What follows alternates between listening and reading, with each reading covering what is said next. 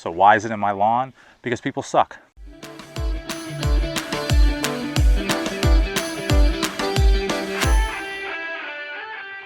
As temperatures rise, you may start to notice brown patches developing in your lawn. Now there's a variety of reasons for that, but if you have a particular spot that continues to struggle year after year, then you might need to give it a test. Turf grass has two main parts.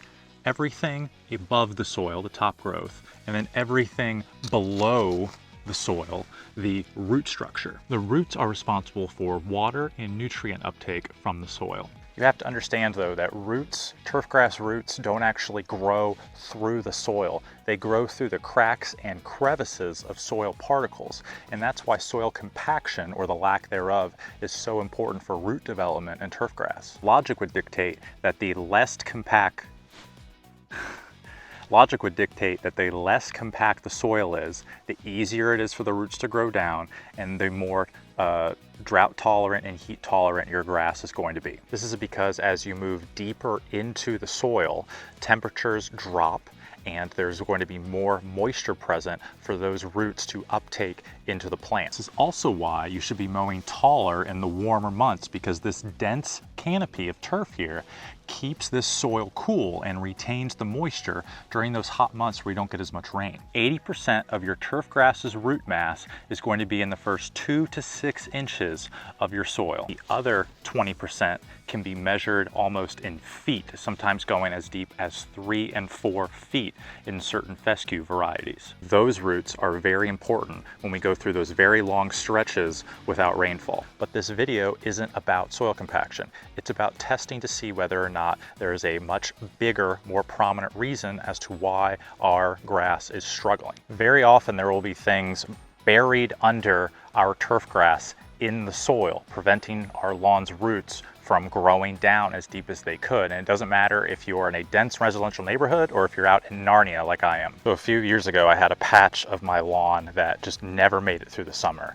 It would struggle in drought conditions like every other part of the lawn, but when the rains come and the rest of the lawn started greening back up again, it would be dead. And then even when I seeded it, I would get germination, but it wouldn't be as dense. So it was just a very particular spot where it just wasn't getting any performance at all. So finally I had enough, my frustration got the best of me, and I dug, and this is what I found. Now next to me here is a 4-foot long piece of pressure treated 2x6 and a massive chunk of concrete aggregate mixed with gravel from my yard, which I can only assume is left over from the people who built my house. So why is it in my lawn? Because people suck.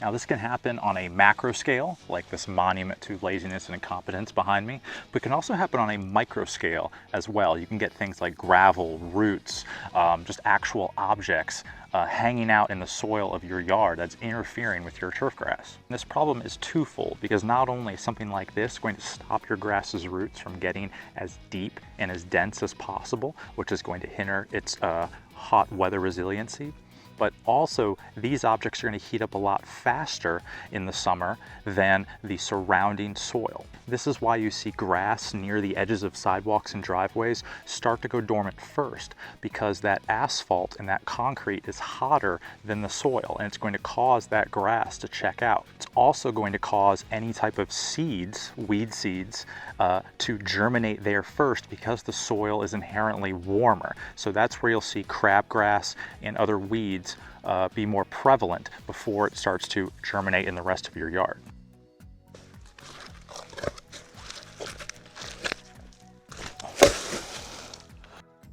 I'm on the bigger side and used to lift pretty heavily.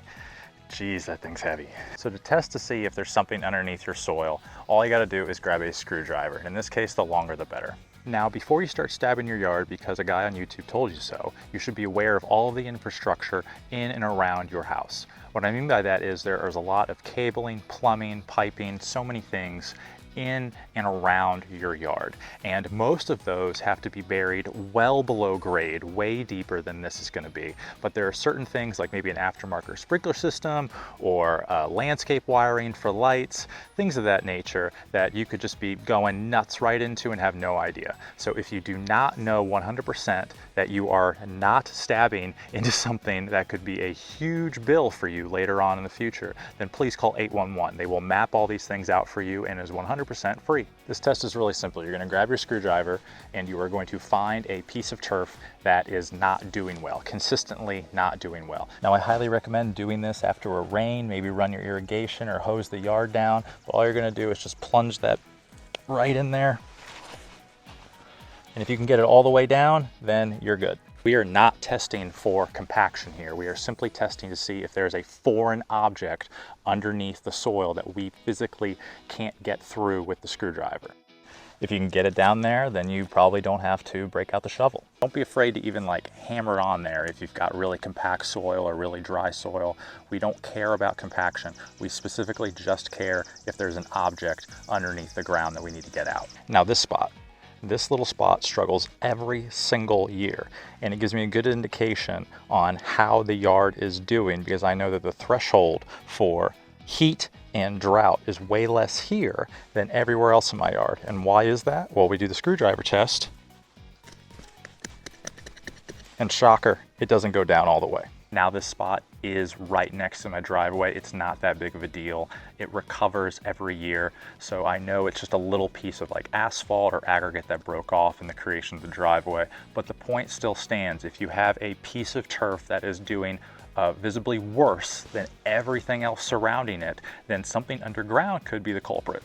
Now, don't hesitate to do this test several times, not only in your yard, but even in that same spot, because you might not have one large, gigantic rock underneath your turf, but you could have just very gravelly soil or a collection of rocks that could be inhibiting some turf growth. And having really poor soil, especially in residential areas, is actually very common due to the processes used to shape the earth into exactly the spot that they want. Here I am in a new subdivision that they are building very near to my house, and the process I'm talking about is backblading, where bulldozers, backhoes will move the turf and they will slough off all of the topsoil that has been there for eons and eons, and then when they go back to shape it level and then they put in all of the infrastructure underneath, all you're really left with is that rocky kind of subsoil in the soil horizon, and that becomes your new topsoil that you have to deal with. Standing on somebody's future front lawn right now, and we got a whole mess of junk in here. You chewing on that? So there are so many variables in the lawn care game, and you're not going to be able to control everything. Even in the same neighborhood, you might have one house with incredible soil, one house with terrible soil. You don't know what you're going to get. Just do the best you can. Common sense is always going to prevail. If you do have some of those trouble spots, then dig, see what's under there. I always recommend that if you have a specific area that is struggling, you should dig and investigate, and that will probably give you an answer, or at least it will rule things out. So thank you for stopping by. My name is JJ, this is Marty, and this has been the Lawn Lab.